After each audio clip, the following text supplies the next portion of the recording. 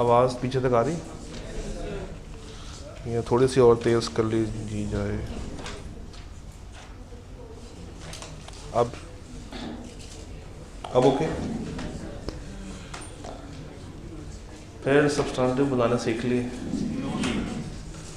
कैसे बनते हैं substantive? Assertion by assertion approach सीख के आगे, उसमें कोई मसला तो नहीं है। कितनी होती हैं असर्शंस? 5 और 6 को आप मिला के एक भी काउंट कर सकते हैं। तो सबसे पहले फैसला क्या होता है, अकाउंट बैलेंस है या क्लास ऑफ ट्रांजैक्शन? और अकाउंट बैलेंस की कौन सी हैं assertions? Existence, completeness, accuracy, valuation, allocation, rights and obligation, classification and presentation. और अगर मैं आऊँ COT पे, एग्जिस्टेंस की जगह पे क्या आएगा? उसके बाद कंप्लीटनेस वहीं पे रहेगी, वहाँ पे था एक्यूरेसी, वैल्यूएशन, एलोकेशन। यहाँ पे राइट्स एंड ऑब्लिगेशन की जगह पे कट ऑफ, और वो लास्ट वाली सेम ही रहेगी। ठीक है, यानी कि चैप्टर 9, 8 और 10 तीनों क्लियर है। 9 में आपको पता ना 2 स्टैंडर्ड्स भी हैं। कौन से? एक इन्वेंट्री काउंटिंग 501 और एक्सटर्नल कंफर्मेशन 505। शुरू करते हैं 501 के साथ, कहानी को लेके चलते हैं। अच्छा, 501 की खासियत ये है कि ICAP ने 2 सवाल पूछे हैं, और उसके बाद जब भी सवाल पूछा है ना लॉजिकल, उन्हीं सवालों को थोड़ा सा बहुत चेंज करके ICAP ने एक नया सवाल निकाला। तो हम कुछ ऐसे सवाल आज देखेंगे जो कि अच्छी चीज़ों को डिस्कस करते हैं, जहाँ से ICAP मोल्ड करके अगर पूछना चाहे तो कुछ ऐसा ही सवाल अगले आपके टाइम के लिए भी निकाल सकता है। ये सवाल एक आ रहा है SL लिमिटेड, एक दफ़ा इसको पढ़िएगा, 9 नंबर का सवाल है, फिर इसको डिस्कस करते हैं। Spring 10 question number 7B।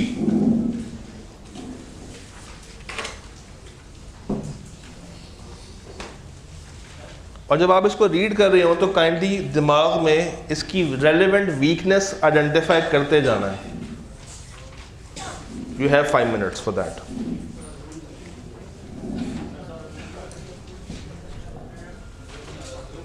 Zoom कर दूं? इससे ज़्यादा जूम होगा नहीं, क्योंकि ये किताब है, स्लाइड नहीं है। तो अगर आपके पास किताब हो तो आप ओपन कर लें, स्प्रिंग 10 क्वेश्चन नंबर 7B। नहीं होगा, उससे भी नहीं होगा। ट्राई कर लेते हैं, मगर इतना ख़ास जाएगा नहीं। ये इस ऊपर नहीं जाएगा, ये दूसरा वाला वर्जन खुला होगा।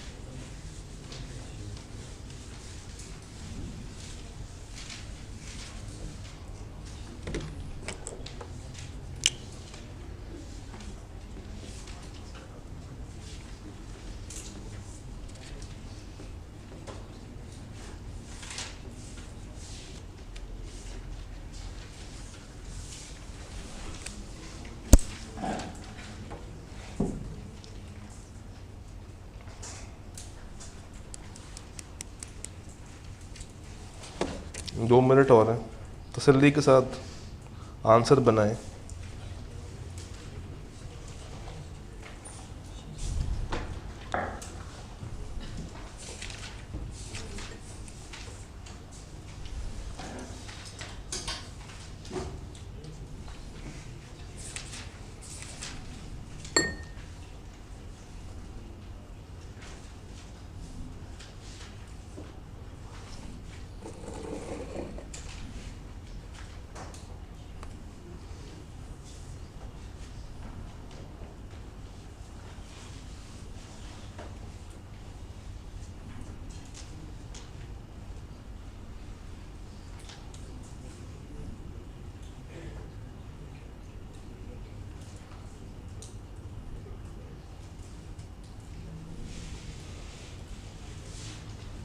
हो गया? Your firm is the audit senior, your firm is the auditor of Shazad Limited, a listed company which is wholesaler of consumable products. SL records its sale on delivery of goods and maintains up to date computerized inventory records. एक full inventory count हुआ है year and के करीब, और आपके पास 7 points आए हैं। आप इन 7 पॉइंट्स में तलाश करनी है रेलिवेंट वीकनेस और बताना है कि कैसे हम इसको ठीक कर सकते हैं। The inventory count took place on 1 January under the supervision of the inventory controller. No movement of inventory took place on that day. ये तो अच्छी बात है कि उस दिन कोई इन्वेंट्री की मूवमेंट नहीं हुई, तो आपने तसल्ली के साथ उसको काउंट कर लिया होगा। तो इसमें ख़राब बात क्या है? इन्वेंट्री कंट्रोलर की सुपरविजन में हो रही है, जो कि ख़राब बात है। इसकी सुपरविजन में होना बनती नहीं है, क्योंकि ये क्या कर सकता है मौके पे? आपको इन्फ्लुएंस कर सकता है, आपको इन्फ्लुएंस कर सकता है। 4 counting teams were formed, each team comprised of 2 persons. The floor area was allocated by the teams among themselves. टीमों ने खुद ही से बस अपना रेलेवेंट एरिया पकड़ लिया। इट मीन्स कि कोई प्रॉपर प्लानिंग नहीं की गई। इट मीन्स कि इनको नहीं बताया गया एक रात पहले कि भाई आपने कौन सा एरिया वेरीफाई करना। तो प्रॉपर प्लानिंग यहाँ पे exist. Each team was instructed by the inventory controller to remember which inventory has been counted. कि याद रख लो जो तुमने काउंट किया है, बस इट शुड बी मार्क्ड। और क्या इंस्ट्रक्शंस ये दे?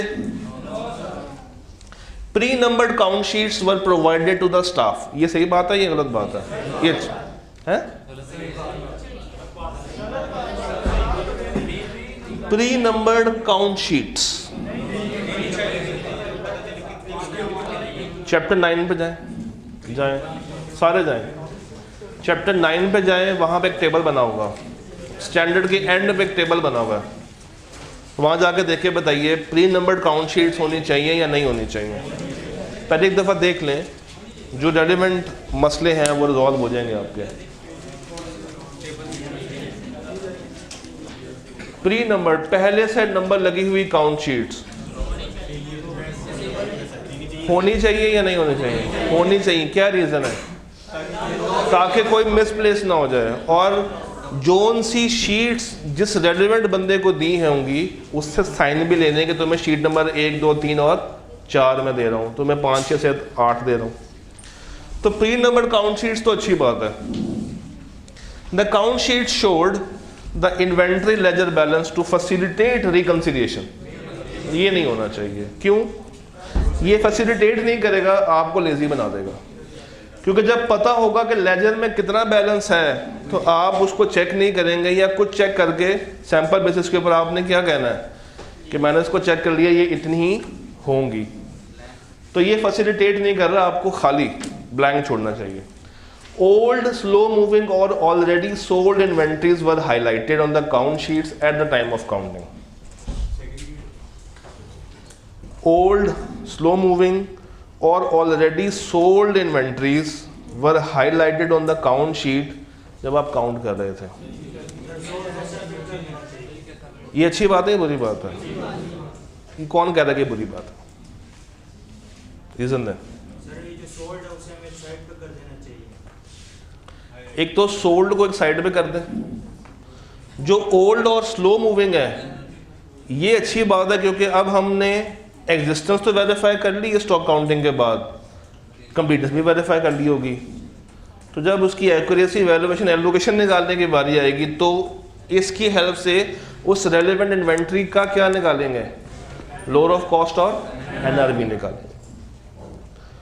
Items not allocated on the pre-numbered sheets were recorded on separate sheets which were numbered by the staff. तो ये नंबरिंग भी कहाँ से लग के आनी चाहिए थी। और वो आइटम्स जो कि शीट्स में नहीं थे, क्या ये अपने अंदर एक वीकनेस नहीं है? हर आइटम को शीट पे होना चाहिए। इसका मतलब है कि पॉइंट 6 ये शो कर रहा है कि वो लिस्ट की कंप्लीटनेस आउट है। लिस्ट की क्या आउट हुई हुई है? कंप्लीटनेस आउट हुई हुई है। At the end of the count, all inventories against which advances from customers had been received were removed from the physical inventory on the instructions of the inventory controller. हाँ जी, count के and पे जहाँ जहाँ से advance आया हुआ है बाद में उसको अलग कर दिया। तो पहले ही अलग कर देते।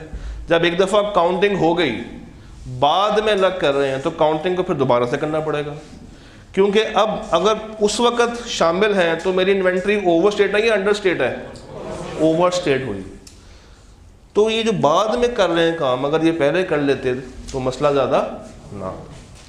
अच्छा, एक सवाल का जवाब दें, लिस्ट टू फ्लोर क्या होता है?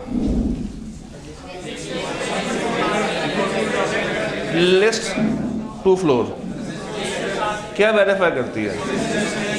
और फ्लोर टू लिस्ट ये चीज़ तो नहीं बोलती। ठीक है,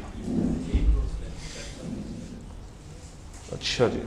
अब जरा ये सवाल देखिए जो ऑटम 14 में आया था, मुझे बताइए कोई नया पॉइंट मिला आपको?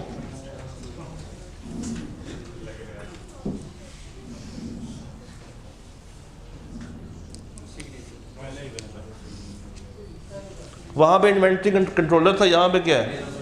मोर और लेस एक ही बंदा। कोई नया पॉइंट निकालें, कोई नया पॉइंट है इसमें? लास्ट, चलें लास्ट को छोड़ के पहले 4 के बारे में ज़रा खुद फैसला करें और उसके बाद सॉल्यूशन से कंपेयर करके देखेंगे कि आपका फैसला ठीक है या नहीं है। Go ahead, do this. पहले 4 को खुद देखें और उसके बाद जंप करें ऑन सॉल्यूशन और आइडेंटिफाई करेंगे कि आपका फैसला जो है रेलेवेंट वीकनेस का वो ठीक है या नहीं है। फिर हम पॉइंट 5 पे आते हैं।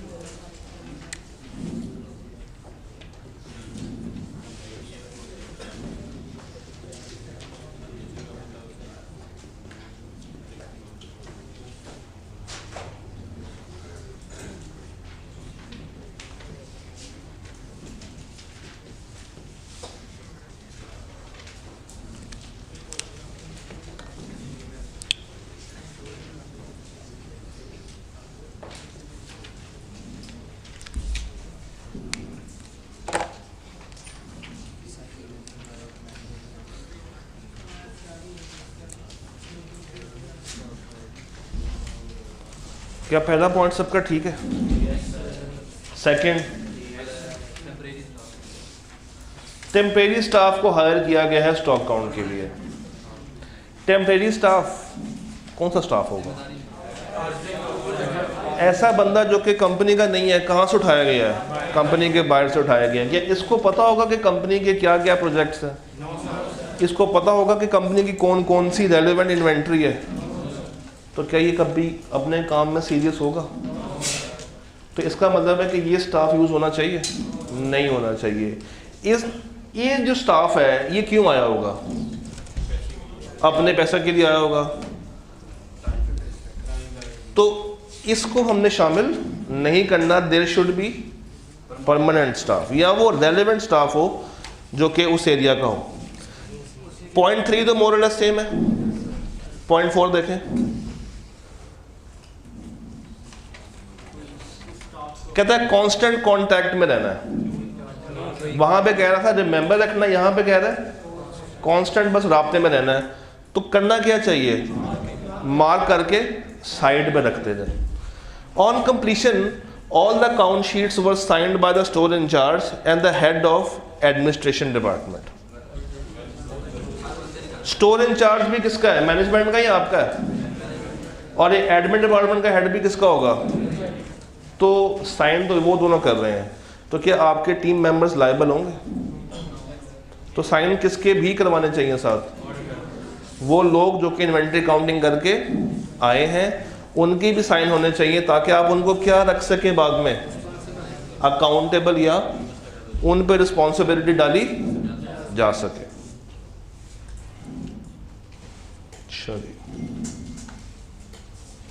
चले ये सवाल देखें तो जो ऑटो में किस में आया, अभी आप लोगों ने करना है।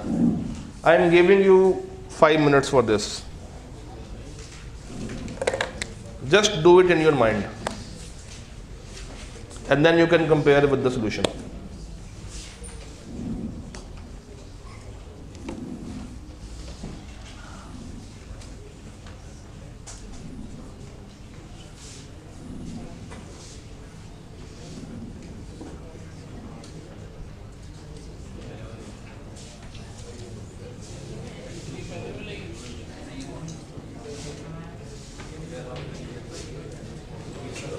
क्या पॉइंट 1 रिपीट हो रहा है? एग्जैक्टली रिपीट हो रहा है। चलिए अब आगे कर लें। पॉइंट 2 भी रिपीट हो रहा है, पॉइंट 3, पॉइंट 4, पॉइंट 5, ये नया है। तो ज़रा पहले पॉइंट 4 तक करें, फिर हम पॉइंट 5 के ऊपर बात करते हैं।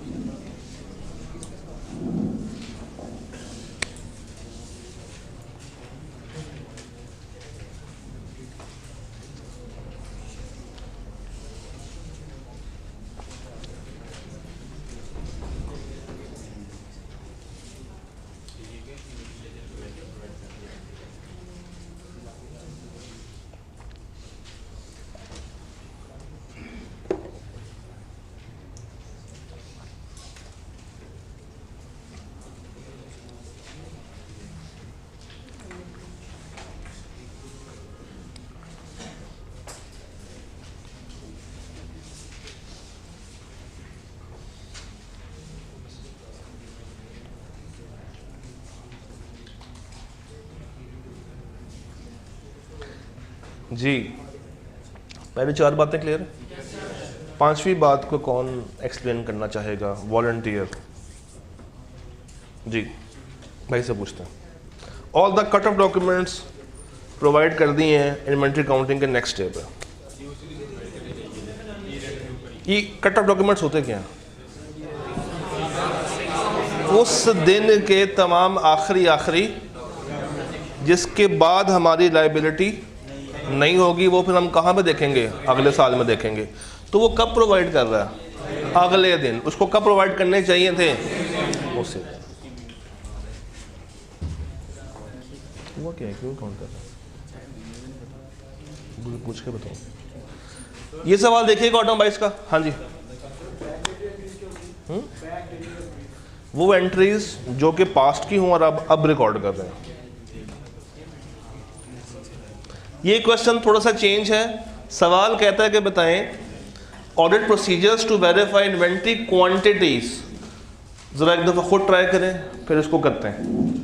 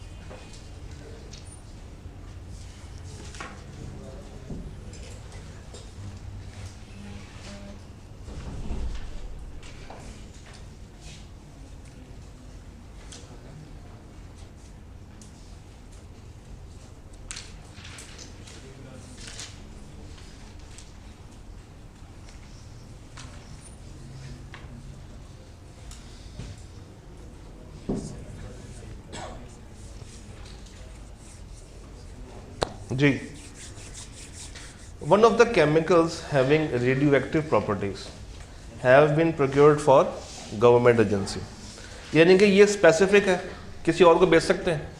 नहीं. Considering its hazardous nature, it is stored in a special container which can only be opened in the presence of agency's officials. The container was last opened in the presence of agency's official on 30 जून 2022. आपने बताने हैं relevant procedures जिससे आप verify करेंगे quantity. क्या कहते हैं आप लोग? कुछ ऐसे मटेरियल्स हैं, कुछ ऐसी इन्वेंट्री है जो कि स्पेसिफिक है और सिर्फ उसी वक्त खोली जाती है जब उनके नुमाइंदे मौजूद हों. इसका मतलब है कि जो लास्ट टाइम ओपन किया होगा उसके बाद से लेके जो अब ओपन किया जा रहा है उसमें कोई चेंज होगा? क्या ड्यूरिंग द ईयर कोई चेंज आ सकता है या नहीं आ सकता? मगर आप उनकी गैर मौजूदगी में तो खोल ही नहीं सकते.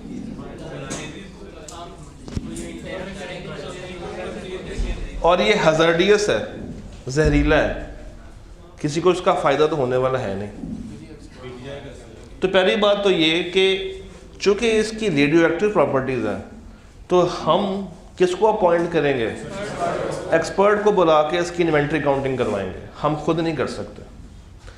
और उसको देंगे शुरू वाला बैलेंस जब लास्ट टाइम ये कंटेनर खुला था. और चांसेस क्या हैं कि बैलेंस क्या होना चाहिए? सेम रहना चाहिए. और अगर डिफरेंस आ रहा है तो फिर कौन लायबल होगा? मैनेजमेंट लायबल हो.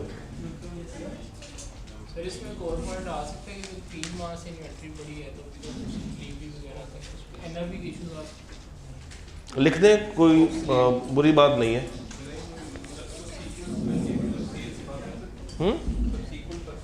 सब्सिक्वेंट परचेज भी अगर की होगी तो उनकी मौजूदगी में ही कंटेनर को ओपन करके उसमें स्टोर किया होगा ना. अगेन लिखने में मसला कोई नहीं है, आप लिख सकते हैं कि अगर कोई सब्सिक्वेंट परचेज की होगी तो उसमें एडिशंस हुई होंगी, मगर वो भी किसकी मौजूदगी में? रेलेवेंट उन नुमाइंदों की मौजूदगी में. हाँ जी, वो तो लिखना है. पॉइंट 2 पढ़े जरा.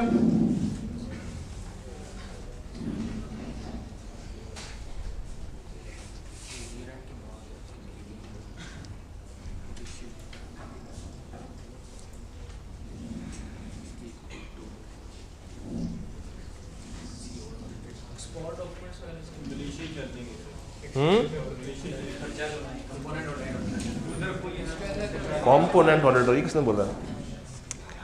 ये कहाँ पढ़ लिया गलती से? अच्छा जी, आपकी इन्वेंट्री कहाँ पड़ी हुई है? तो बीइंग एन ऑडिटर क्या दिल करेगा जाके वहाँ पे भी चेक करके आऊँ कि वो इन्वेंट्री वहाँ पे सही है? करेगा ना, मगर वो आपको भेजेंगे नहीं.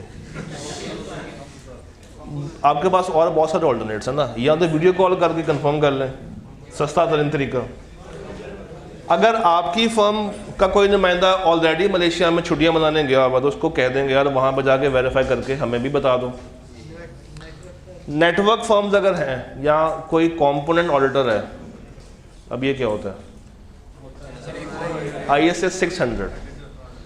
ISA 600 आपके कोर्स का पार्ट नहीं है, मगर वो ये कहता है कि अगर आपकी फर्म ने आगे किसी और के साथ मुआहदा किया हुआ है, यानी कि 2 फर्म्स अगर मिलके काम कर रही हैं और उनके नुमाइंदे कहाँ पाए जाते हैं? मलेशिया में, तो आप उनको भी कह सकते हैं. और सबसे आसान तरीक़ाकार क्या है? एक्सटर्नल कंफर्मेशन भी की जा सकती है. उससे भी आसान क्या है? वीडियो कॉल पे वेरीफाई कर लिया जाए. The production processes can not be stopped during the inventory count, और होने भी नहीं चाहिए. योर टीम में not observe the inventory count which will be in process of 30 सितंबर 2022. जो प्रोडक्शन है वो रोक नहीं सकती. अच्छा, इन्वेंट्री सिर्फ फिनिश गुड्स ही होते हैं? क्या क्या होते हैं? रॉ मटेरियल, WIP, और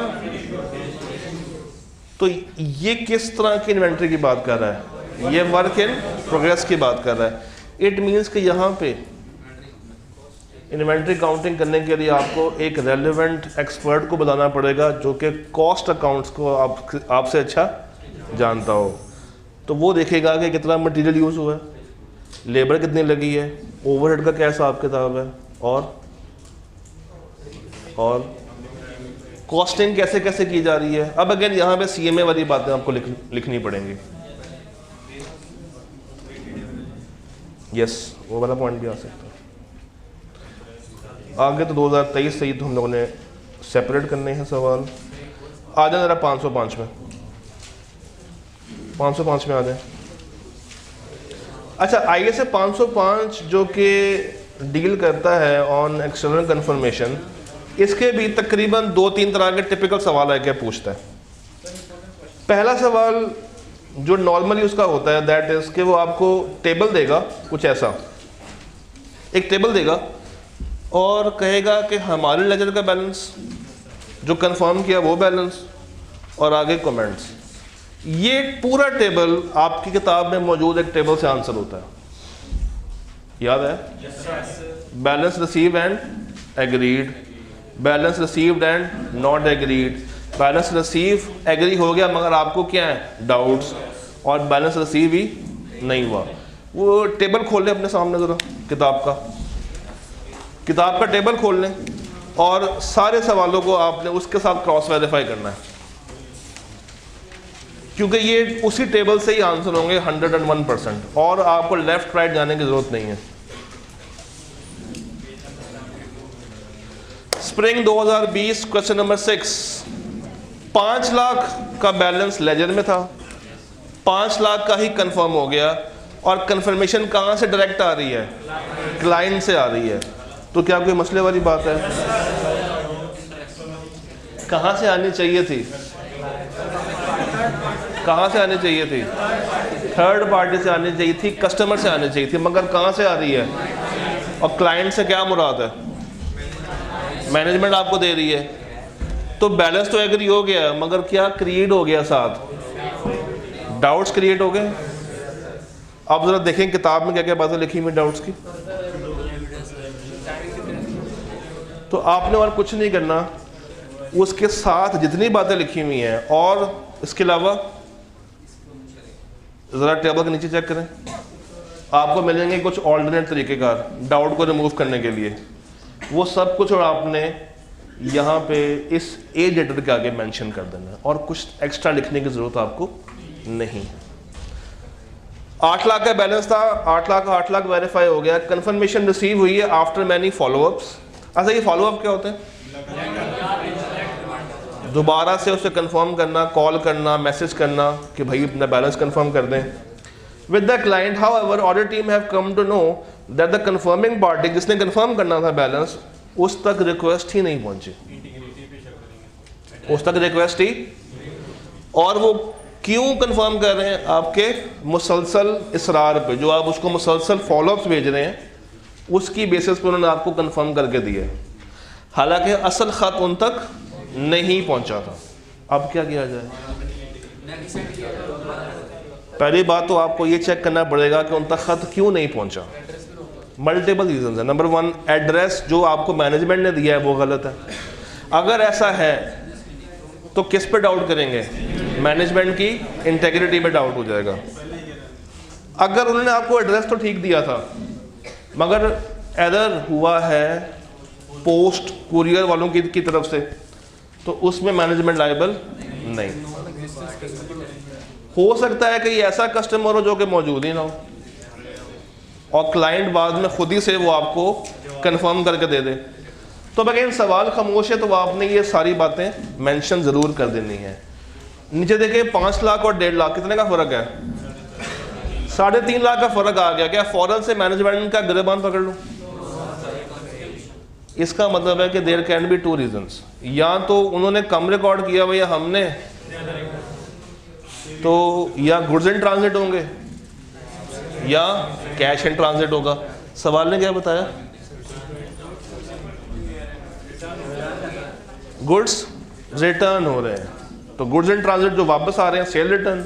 अब तक रिकॉर्ड नहीं हुई तो रिकॉर्ड कर लें, आपका बैलेंस क्या हो जाएगा? वेरीफाई हो जाएगा। अगेन इसी तरह का एक और सवाल नीचे भी है, इसको देखें, तकरीबन सेम सवाल है।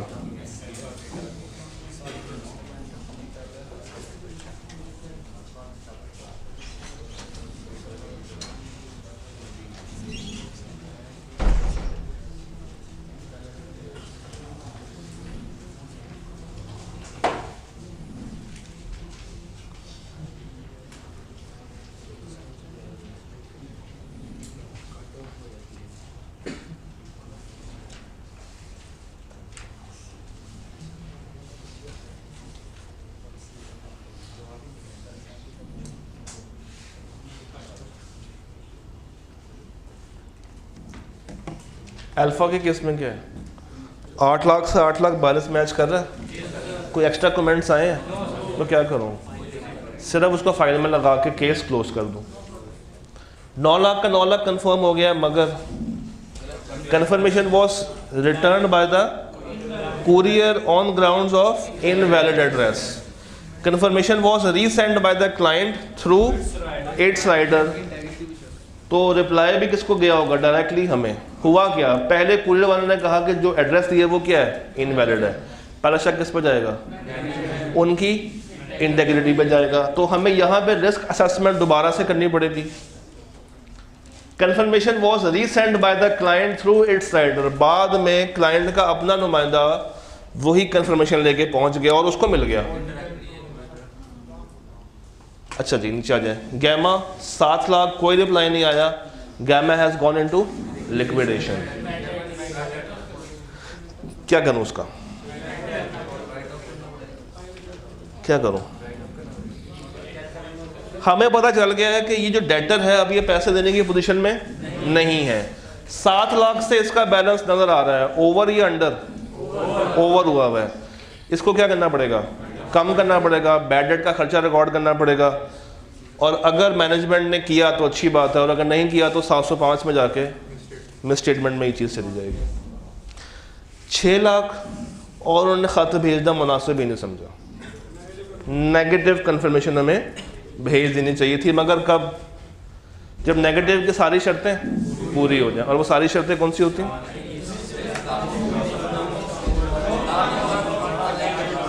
क्वांटम ज़्यादा हो या क्वांटम कम हो, क्वांटम ज़्यादा हो वैल्यू कम हो, risk of misstatement controls tested हो या ना हो, और एक्सेप्शन रेट क्या हो, लो हो, और उसको अवेयरनेस हो या ना हो, ना। डन। इस तरह का एक और सा वर्ड ढूंढते हैं, स्प्रिंग 19।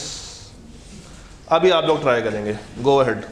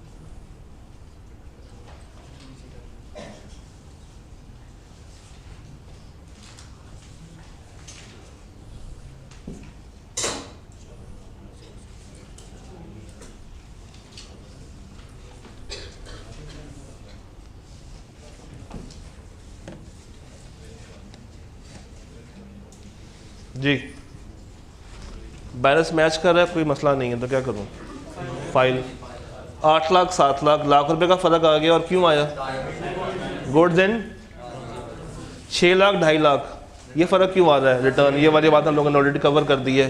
4 लाख और कोई रिप्लाई नहीं आया, तो यहाँ पे क्या भेज देना चाहिए था, फॉलो अप करना चाहिए, क्योंकि ये पॉजिटिव है। अच्छा, और कोई सवाल इस जैसा हो? नहीं, नहीं इस जैसा नहीं है। स्प्रिंग 17 इस जैसा तो नहीं है मेरे ख्याल से, नहीं ये इस जैसा नहीं है, ये डिफरेंट है। अच्छा जी, तो ये था इसका एक सेट ऑफ क्वेश्चन। अब एक और तरीके का ये सवाल पूछता है, यहाँ पे ज़रा सा व्यू उसका ख़राब सा आएगा क्योंकि ये 2 पेजेस पे स्प्रेड है। एक सेकेंड, आपके पास होगा ऑटम 19 का क्वेश्चन नंबर 4 खोलिएगा ज़रा, ऑटम 19 का सवाल नंबर 4।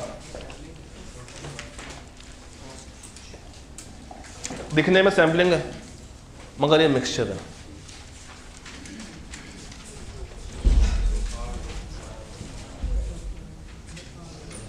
सवाल ये है कि आपने ऑर्डर स्ट्रेटजी बतानी जो कि आप फॉलो करेंगे for external confirmation.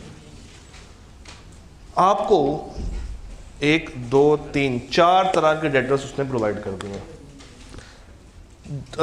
Chain stores, supermarkets, restaurants और क्रेडिट बैलेंस वाले। और आपसे कहा है कि बताएं, स्ट्रेटेजाइज करें कि आप किसको पॉजिटिव भेजेंगे, किसको नेगेटिव भेजेंगे, क्या क्या करेंगे, सब कुछ बताएं। तो अब हमें पता है, ज़रा पहले 505 को रिवाइज कर लेते हैं। 505 क्या कहता है? कन्फर्मेशन भेजनी है। How many types are there? 2 types are there. पहली टाइप कौन सी होती है? पॉजिटिव। ये कब जाती है? जब नेगेटिव की कंडीशंस मीट ना हो रही हो। और अगर नेगेटिव भेजनी है तो उसके लिए 4 कंडीशंस होती हैं, अब तक हम लोगों ने उसको बात कर ली है। अच्छा जी, उसके बाद एक और फैसला होता है कब भेजें। आइडियली कब भेजना चाहिए? ईयर एंड पे भेजना चाहिए, मगर हम नॉर्मली कब भेजते हैं? ईयर एंड से पहले, इंटरम वाले दिन के आसपास। उसके बाद पॉजिटिव में भी 2 तरह से होता है, या तो आप उसको बैलेंस लिख के भेजते हैं या ब्लैंक भेजते हैं। ठीक है जी। चेन स्टोर्स 1 2 3 1 2 3, जरा इन सबको ऐड करें। 5150 करें ऐड, 5150 और 4236 को ऐड करें। 5150 3398 और 4236 को ऐड कीजिएगा। इसको डिवाइड करें 25252 पे, 25 2 पे डिवाइड कीजिएगा। तकरीबन 49 to 50% का आंसर आ रहा है। तो क्वांटम में 3 है मगर वैल्यू में ज़्यादा। तो चेन स्टोर्स को पॉजिटिव या नेगेटिव? पॉजिटिव। अब आ जाए नीचे क्रेडिट बैलेंस पे। अगर आपको याद हो तो कुछ ऐसे बैलेंसेस होते हैं जिसको हम स्पेसिफिकली सिलेक्ट करते हैं। वो 4 तरह के होते हैं। एक क्रेडिट बैलेंस वाले, और जो काफ़ी टाइम से ओवरड्यू हुए हों, और जो जिनका अकाउंट बैलेंस नहीं ला रहा हो, या जिनका अकाउंट बैलेंस राउंड डिजिट्स में आ रहा हो, तो उनको आप लाजमी भेजा करते हैं। कौन सी वाली कंफर्मेशन? पॉजिटिव या नेगेटिव? डिपेंड करेगा। यहाँ पे देखें क्वांटम कम है या ज़्यादा है, तो हम किससे काम चला सकते हैं? पॉजिटिव से काम चला सकते हैं। रेस्टोरेंट्स के बारे में बताइए। 500 कस्टमर्स हैं और 6364 का बैलेंस है, मगर नेगेटिव एकदम से नहीं कह देना। पहले बताना है कि अगर तो कंडीशंस मीट हो रही हैं तब नेगेटिव, अदरवाइज बेशक 500 है तो क्या भेजूंगा। अच्छा, वो कितनी कंडीशंस होती हैं? 4। देखते हैं सवाल ने कितनी बताई हैं। There are no overdue and nil balances, यानी कि कह रहे हैं इसके अलावा कुछ और नहीं है। The risk of misstatement has been assessed low and controls have been tested. तो 4 में से एक उसने बता दी। एक मुझे ये क्वांटम से देख के वेरीफाई हो गई। पीछे कितनी रह गई? पहली कौन सी रह गई है? एक्सेप्शन रेट लो, और ऑडिटर बेचारा अनअवेयर हो के वहाँ से जवाब नहीं आना।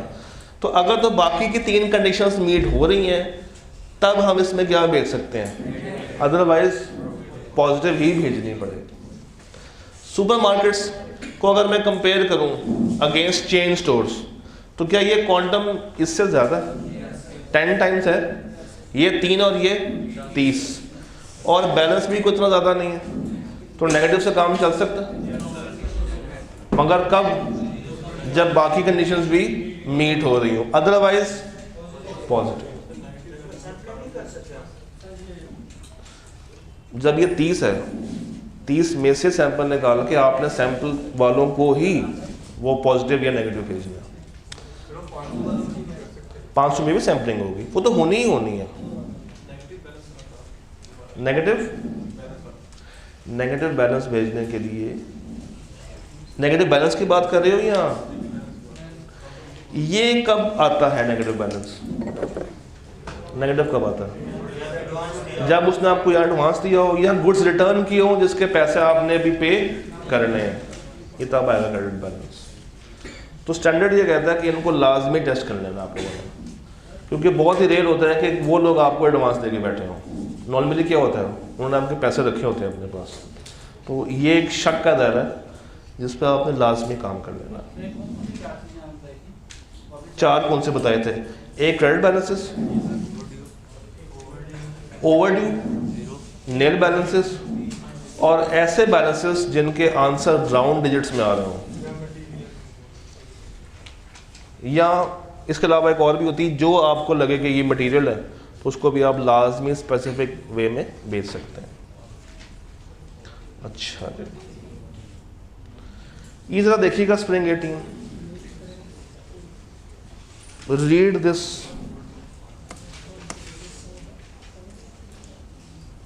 एक सेकेंड जी, read this question spring 18। Spring 18 question number 2 का रेफरेंस है।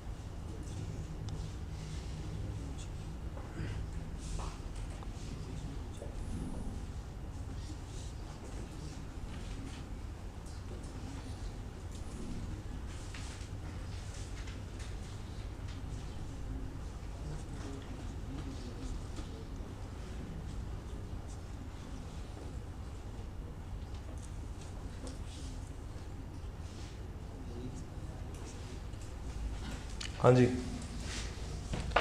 आपको बना दिया क्या ऑडिट मैनेजर।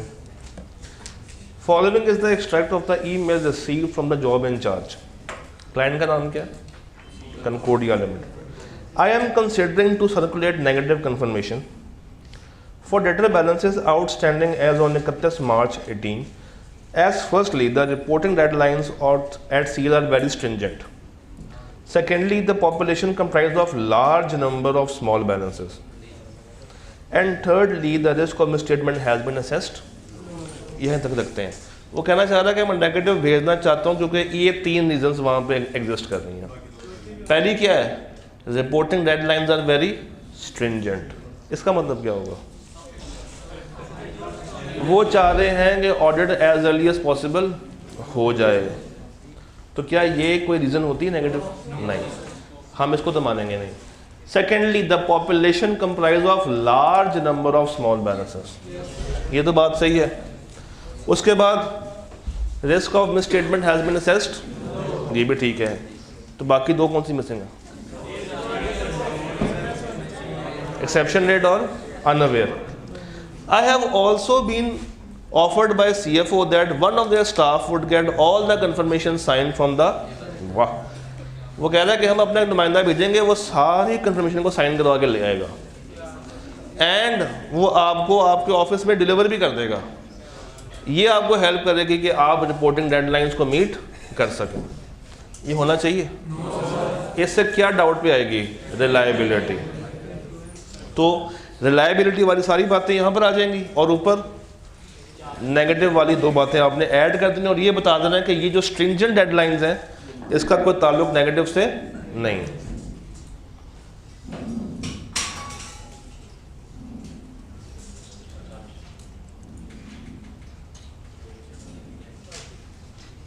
अच्छा, आपके पास एक क्वेश्चन आ रहा होगा, स्प्रिंग 15 जरा निकालिएगा।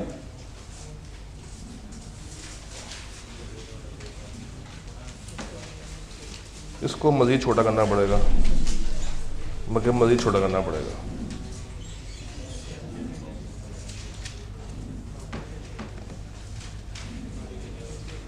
मज़ीद करना पड़ेगा।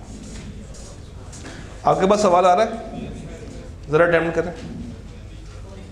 स्प्रिंग 15 क्वेश्चन नंबर 5, सेहत फार्मास्यूटिकल लिमिटेड। ये चूँकि यहाँ पे स्प्रेड ज़्यादा है तो मैंने उसको साइज़ कम किया है, मगर आपके पास सवाल आ रहा होगा, आप कोई भी बुक अगर यूज़ कर रहे हैं, इसको ज़रा सोचें, इस पर दिमाग लड़ाएं।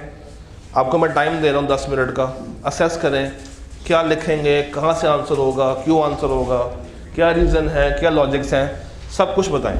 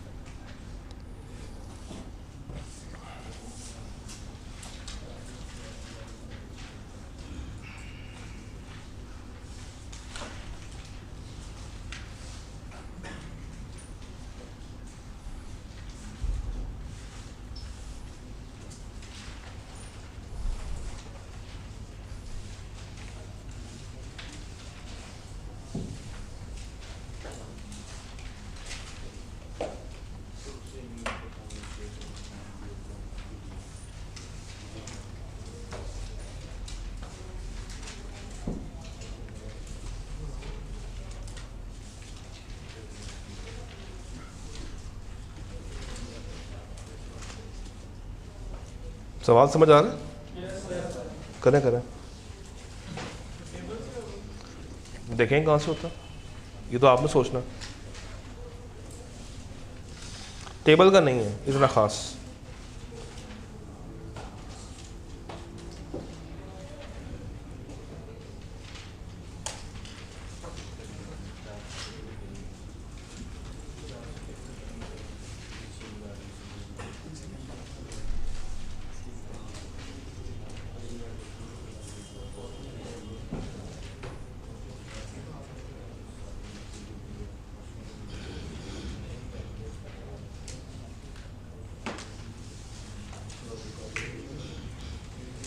स्प्रिंग 15 क्वेश्चन नंबर 5 करें करें, शाबाश।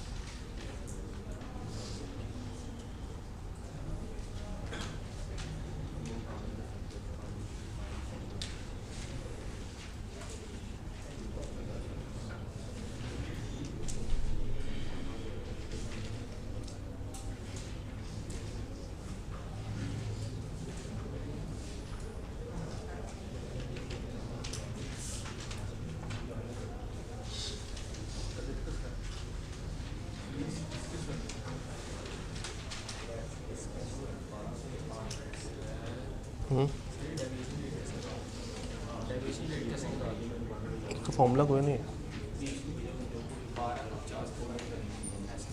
कौन सा? डेविएशन रेट या एक्सेप्शन रेट? सीधी सी बात है ना, वो होता है डिसएग्रीमेंट। और डिसएग्रीमेंट कब होगा? जब ख़त का जवाब आएगा। तो कितने कितने जवाब वापस आए? तो एक्सेप्शन रेट भी क्या हो जाएगा? 4 डिवाइडेड बाय 75। हाँ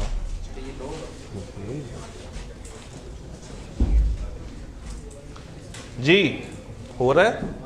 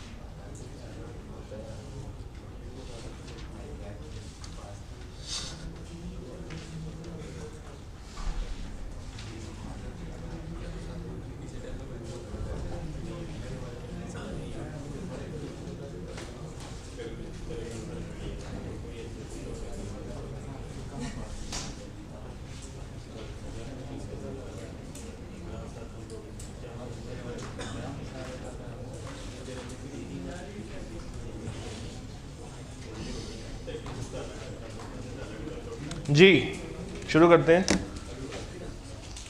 पार्ट ए में वो पूछ रहा है evaluate the decision regarding sending negative confirmation। किस किस को भेज रहा है नेगेटिव? हॉस्पिटल वालों को और रिटेलर्स को। अब अगेन नेगेटिव भेजने के लिए 4 रीजंस, और 4 में से वो ऊपर कुछ कहता है कि कंट्रोल्स टेस्ट हुए में रिस्क ऑफ स्टेटमेंट क्या है? लो है। 2 बातें उसने बता दी। नीचे देखते हैं नेगेटिव। अच्छा, ये जो हम कहते हैं एक्सेप्शन रेट लो होना चाहिए, इसकी वर्किंग कैसे होती है? एक्सेप्शन रेट है क्या? डिसएग्रीमेंट। और नेगेटिव में डिसएग्रीमेंट जो वापस उसका जवाब आ जाए। तो कितने जवाब वापस आए हैं? और आउट ऑफ निकालें 4/75 × 100 करके बताएं। एक कोई 5.3 कह रहा है, कोई 1.2 कह रहा है।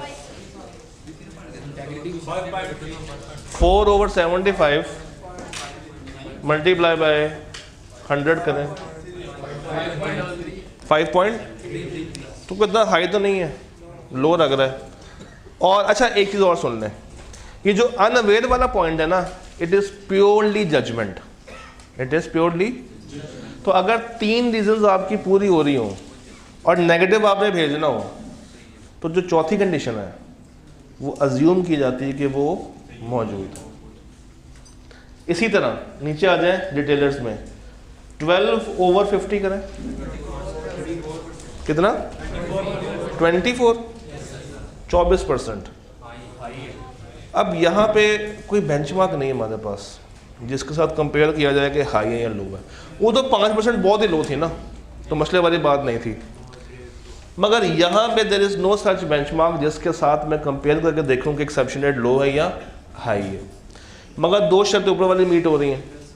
और मज़े की बात तो ये है कि नेगेटिव कंफर्मेशन जिस टाइम पे भेजी होगी, उस टाइम की असेसमेंट ने ये कहा होगा कि यहाँ पे एक्सेप्शन रेट क्या है? लो है। और ये कैसे? पिछले साल के ऑडिट से कंपेयर करके।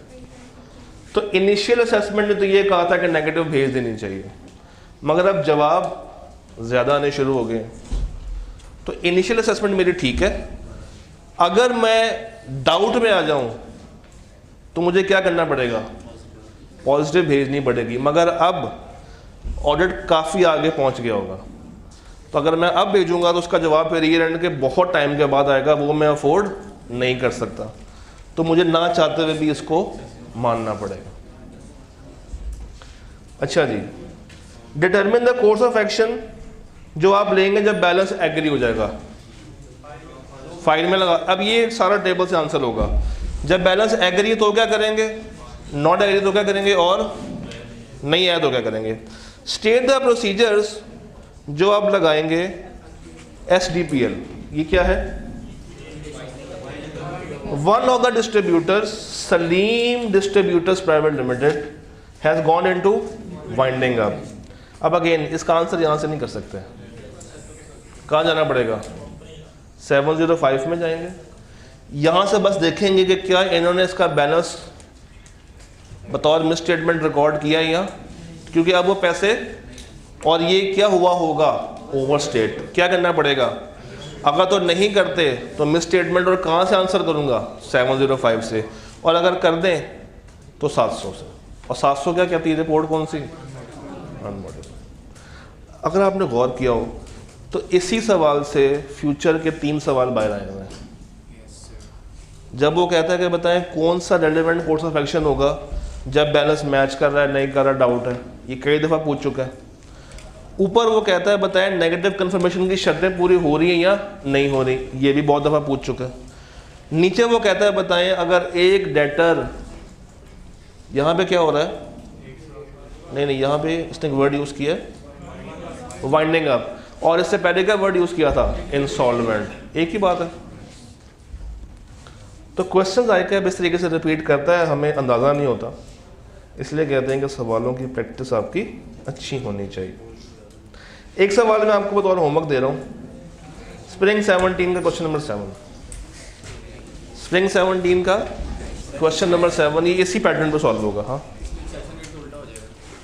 देखना है ना, स्प्रिंग 17 का क्वेश्चन नंबर 7। ठीक है जी, अल्लाह दे वाले।